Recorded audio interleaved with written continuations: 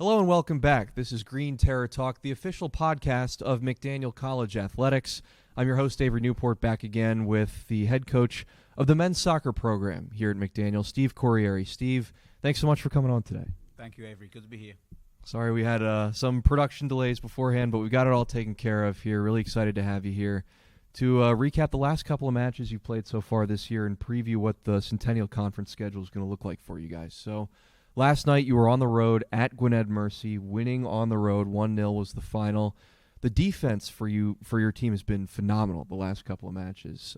According to my notes here, you have not given up a goal in 3 straight matches, and you've only given up 5 across your whole conference your whole schedule this season. I mean, that's really impressive defense so far. Yeah, the defense is a point of emphasis for us. You know, it's the basis of every successful team is the defending. I think last year we had the entire season we have 5 shutouts, and we're already at that mark this year. So we're doing well, but we're under no illusions that it takes a lot of repetition, a lot of work on the practice field in order to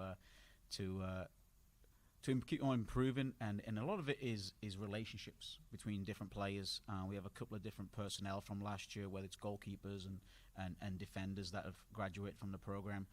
So it's not simply just plug and play. You've got to work on these relationships, knowing different characteristics of what your teammates are, whether they like to be aggressive in the air or drop off, and so on and so on. So, yeah, it's definitely a point of emphasis to be working on that side of the ball 2 or 3 times a week when the schedule allows. Yeah, so who have been your top defenders so far this season that you've relied on? Well, earlier in the season, a couple of weeks ago, Tate Roth was the Defensive Player of the Week. So that was a really good recognition for him, but he'll be the first to say that whenever you get a Defensive Player of the Week award, it's for the team defense. Jared, obviously, Jared Edge, captain. He's been a stalwart of the team for his 4 years here. On the other side is Noah Rodriguez. He's been a tremendous player for us and started every minute pretty much of every game. He's so durable and going in midway through his junior year now.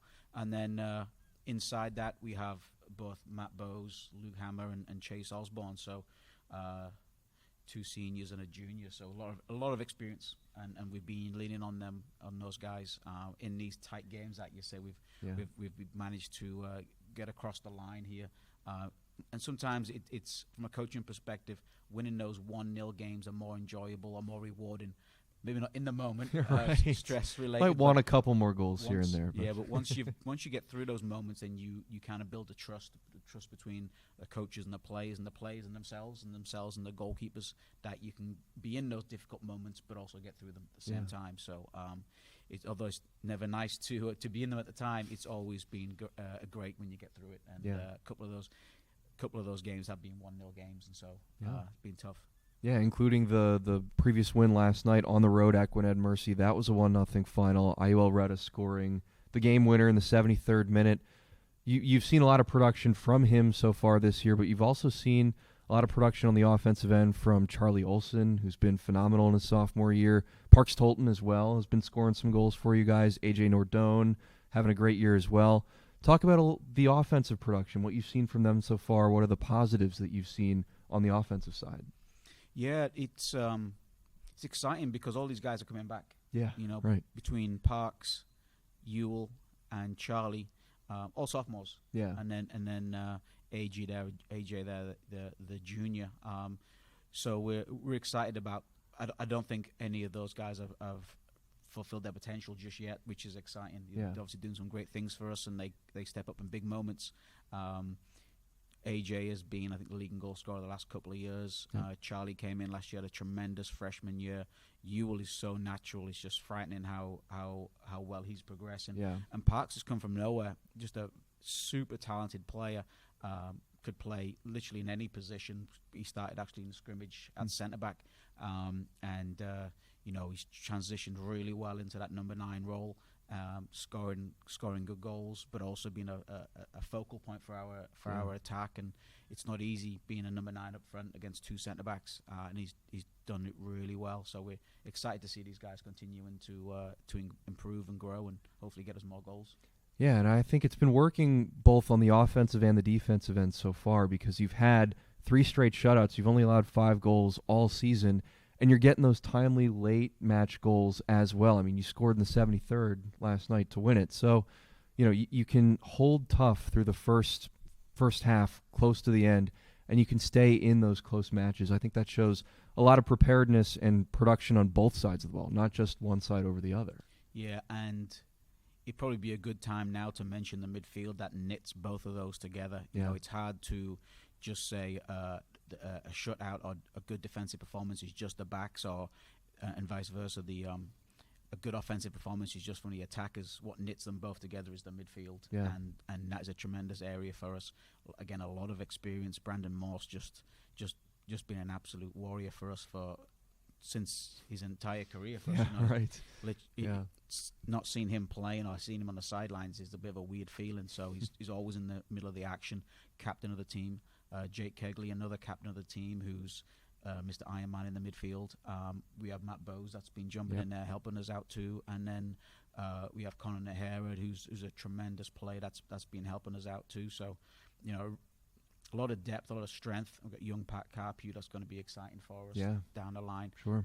So a lot of depth and some guys that have been help us on both sides of the ball, whether it's tough defensively, putting their nose in where places, whether not afraid to get hurt, but also have the creativity to help spring the attacks on the offensive side of the ball too. Yeah.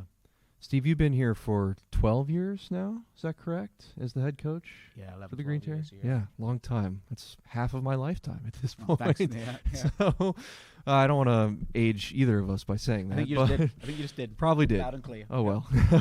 Well, anyway, in your career here as McDaniel coach, what makes this team in particular stand out among the rest that you've had over your career? Even though it's the same program, every team has its own identity. Yeah. Even if you only lose a couple of players to graduation, and you have the majority of the roster coming back again, it still has their own personalities and their own identities. You have players like Noah Rodriguez, for example, is a junior, but his maturation from sophomore to junior year, where he's, freshman year, he's just looking after himself. He's nervous. He's just trying to earn his own playing time. And now he's a junior, and he's a big brother to a lot of these players, like a lot of these juniors are. So they have their own identity, own leadership groups, their own way of how to conduct themselves off the field, their own standards. We talk a lot about our culture and the environment that we create, and it's their environment. Yeah, sure. It's not mine environment; it's the team's environment, and they're a big part of that. So. The program is still the same, but the identity of each team is different because of the personalities within that group. Yeah, sure. The leaders that kind of emerge over time, right? You see some guys develop through the program, and they start out as young guys just trying to get on the field and get some playing time, and you see them grow and develop over their careers into strong, confident leaders, and that's, I think, the sign of a well-run program, frankly, and that's something you've had many years to cultivate here at McDaniel. And it's awesome to see the progression from players year to year as they maybe come in. Being a fall sport, you only have maybe 2 weeks to transition to college and into that sport as well. And we have to hit the ground running. Sure. So the summer workout programs are important because we don't have 3 or 4 months to get ready for the season. We have 2 weeks. So to see the players come in maybe a little bit nervous, shy, and to see them grow throughout the season, but then, into their sophomore year, they take more of a ownership of their team, of their performance, of their, academics. Yeah. Everything is just awesome to see them, grow from, struggling for playing time, but seeing the work that they put in the training room, on the practice pitch, in the gym, just to see them, you just know it's only a matter of time before they're going to get out there and do some great things. And maybe they haven't been rewarded initially, and then you get to see what kind of character they have. They've been the top man in high school and on club teams. They've been doing some great things, which is why ultimately they're a collegiate athlete. Sure. And it doesn't come easy because they have to wait, because it's, there's a player that's just as good as them, if not better, on the field. And at that point, you, as a competitor, as an athlete, you have a decision to make. Do you get back on the field and keep working and keep grinding and show some good resolve, or do you use that as an excuse. Right. So from a coaching perspective, you can see that, and you see the work that these guys put in, and you're just excited for them to continue that journey and do some good things for us. Yeah, for sure. And again, this is going to be quite a journey this year in the Centennial Conference because it's a gauntlet. It always is, but this year especially, number of top-ranked teams in the league. You've got Dickinson, which is 6th in the country right now. Swarthmore is not far behind at 13th. F&M, Franklin and Marshall just entered the poll as well this past week. So let's preview a little bit the conference schedule and how you guys think you stand up against this top-level talent here. It's an awesome conference. Yeah. It's a tremendous to be a part of it because you're literally playing against the best teams, coaches, players in the country. Yeah. So where else would you rather be? I love it. I'm excited for it. It's a tremendous challenge, but we're not running away from it. We embrace it. We just want to get after it. So these games are tough games. We're under no illusion that it's we're back to back to back, right? Back, where it's an accumulation factor of playing these top teams. But we're right there. Last year we played Washington College coming up, and last year was a really good game. We unfortunately lost 1-0, hit the inside of the post with 7 minutes to go, and fine margins. They go on to get to the Final Four. So inches. Johns Hopkins, and great competition again. We on the receiving end of a 1-0 loss as well. Right. So real tight games, and we know that we have to be at our very best. But we'd rather be playing against the top teams in the country and having these hard-fought matches because we realize what else is out there, and we'd rather take the tough road to really test ourselves as coaches, as coaching staffs, and also as players. So we're excited for the challenge. I think these close games that you guys have been playing for the last couple of weeks, the win to start the conference schedule on the road at Ursinus, 2-0 win there, and then winning last night against Gwinnett Mercy 1-0 on the road. Those close matches, I think, set you up really well for this conference schedule because, again, it is so close, it is so competitive, and you do have to succeed on the margins here and there. The little plays make the difference against some of the best competition in America. So the fact that you've survived these close games and you can make those plays late and the defense can hang tough for the whole 90 minutes, I think speaks really well in terms of preparing for the conference schedule. Yeah, it was an emphasis of mine this time last year to make sure that we had a really strong out-of-conference schedule to start with. So when we got into the conference games, we knew what we needed to work on in the first few games because of the strength of competition. We weren't going to blow anybody out, and that's the way it materialized. It was a great test for us, and it helped show us as much as you don't want to see them, but you get to see some of your flaws as a team. Sure. And it was perfect for us. From the scrimmage early in the season to the opening 5 or 6 games, it really helped as coaches to say, we need to improve this element. This personnel doesn't work. This matchup doesn't. It just helped us a lot. And so when we got to the Ursinus game, we were ready. Yeah. It's never easy going on the road in a conference game. Nope. Especially for your conference opener, no less. Conference opener, 11 a.m. kickoff. Yeah. So a lot of odds were against you, but pulled through. And so we were really happy with that result. And but more importantly, we've been focusing on performances. We've had a couple of a defeat and a tie, and that we're disappointed with. But our performances in those games have been tremendous. Yeah. And so as much as you don't want to keep on harping on about, don't worry about the loss or the tie because you played well. At some point the performances, if you keep on putting in good performances, you'll get the results that you want. Right.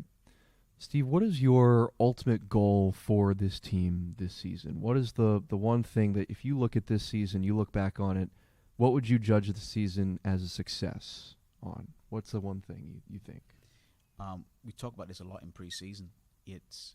I don't think I would ever want to be a program that's just judged on wins and losses and success, but then off the field, there's a lot of issues that maybe gets papered over because you're winning games. So it's a complete. The complete package is from an academic perspective. Sure. Being honest, reliable, committed, both in the classroom, on the field. Obviously, we want to get as many wins as possible and have strong performances. But we also want to have as many strong performances in the classroom too. Yeah. So that we're representing our team, our department and our college well. Yeah. As student athletes. Yeah, that's a great answer. And I think I have a little anecdote too that kind of ties into it.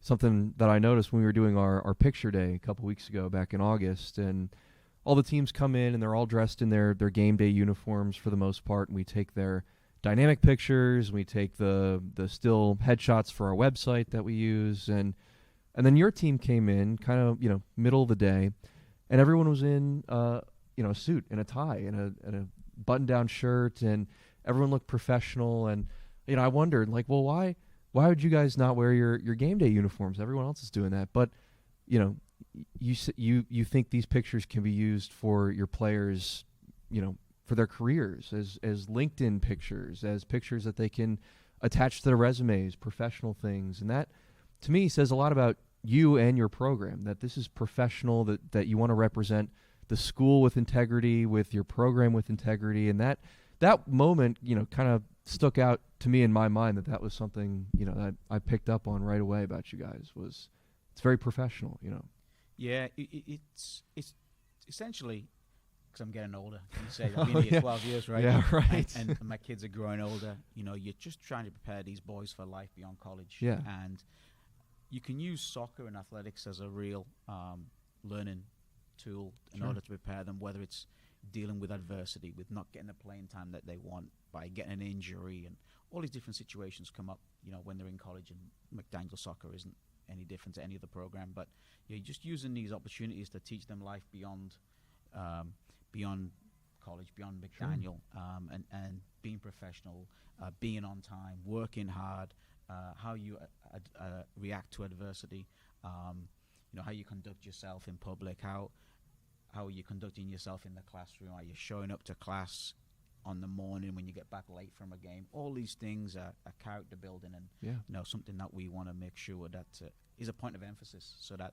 when one of our players heads off into the career world, that their McDaniel's men's soccer is well represented. Yeah, we've had that the last couple of years. We've had a number of players that have, within 2 or 3 months of graduation, have got full-time jobs, and so that's great. It's really a good reference that we're doing things the right way. Yeah, I agree absolutely. And that moment, I was pretty new when we were doing that picture day a couple months ago, and just still trying to get a feel for all the teams on campus. And that really, when I noticed that your guys came in and were wearing professional clothes and treating this like a professional event, that really stood out to me. And I've kind of kept that same image of you and your program since then, that this is how you carry yourselves and this is how you represent the university. I think that's a very cool thing. So I'm very happy to see you guys succeed both on and off the field, because wins and losses, they're great to have, but it's not the whole thing. It's not the whole pie. It's, there are lots of different pieces that make up the whole. So yeah. And just to jump on that, Avery, one of the best things that I get from a coaching perspective is, after a game, win or lose, is getting texts from alumni, and that really lets you know that you've done things the right way, that maybe you haven't spoke to them in a while, and they reach out and say, hey, keep going, coach, or pass on my best to the boys. I had an email on Monday from a player that graduated in the 60s. So obviously, oh wow, I've only been here 12 years, not that long, but to get really aging right there. from alums is just tremendous, because they care enough about the program that even though they're not physically here, that they still want to be a part of it, and the relationships that they've been able to build whilst they were here, are still carrying on. And I say to alums all the time that even though you're not here, it's still your program. You're still a part of this program, because you are part of the fabric that made it what it is. So to get those the correspondence from alums is just tremendous for me to receive. That's wonderful, really. And it just shows the community aspect of the program too, that it's not just this team, it's everybody that's ever played, that's worn the green and gold. There's a connection, there's a bond there, and I think that if anything, your program really typifies that. And I'm very very fortunate to be able to work here and see those things develop for you guys, because it's cool to be a part of something that clearly a lot of people care about, and will go out of their way to reach out to you and give you encouraging thoughts. Like, all those things are positive signs, and that only means that the support is there off the field, and the wins and the success is going to be there on the field too. Those all translate. So, yeah. Well, that's all I got for you, Steve. Thanks so much. Good. Maybe see you in 12 more years. Maybe not 12 more years. I don't know. Hey, you've been here a long time. I was 12 when you first took this job, so I wasn't even thinking about college back then, man. But thank you, Steve. This has been wonderful. Great talking to you about not just the team this year, but about the program at large, and hopefully this recent run of success will continue for you guys through the conference schedule this year. McDaniel's a great place to play. Yeah, it really is a great school. I love it. I love coming here every day. My players are just tremendous. I enjoy everything about this, about my team. It's obviously you have your challenges like every coach does, but such a positive environment from Jeremy, the AD, Sandy and Lauren, down to all the head coaches. It's a positive place to be and come in every day that you just enjoy. I enjoy the hill. Yeah, right. Like we are, and bringing players in every year that fit what we're looking for, not just as soccer players, but as people. And so it's coming into an environment that you enjoy working in is sometimes you forget about it, or maybe you take it for granted. But it's a great positive place that we look forward to keep on. And look, you always have tough days here and there, but I think being in a place like this, where it is such a supportive environment, makes those tough days much easier, and it makes the good days even better, because you've got people that support you, that encourage you, and that just makes you feel better about being here. And that's certainly what I've felt in my first handful of months here. But to hear you say that after being here for 12 years and having multiple different people that you've worked with come in and out and go different places, the fact that you can still say that after all this time is really impressive, and it says a lot about where we are, I think. Yeah, couldn't agree more. Yeah. Well, Steve, thank you so much for coming on today. You've been terrific. Best of luck to you and your guys for the rest of the year. Thank you, Avery. Appreciate it.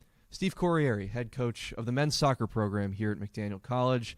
Thanks so much for tuning in to episode 3 of Green Terror Talk, the official podcast of McDaniel College Athletics. We'll be back for more after this. Thanks.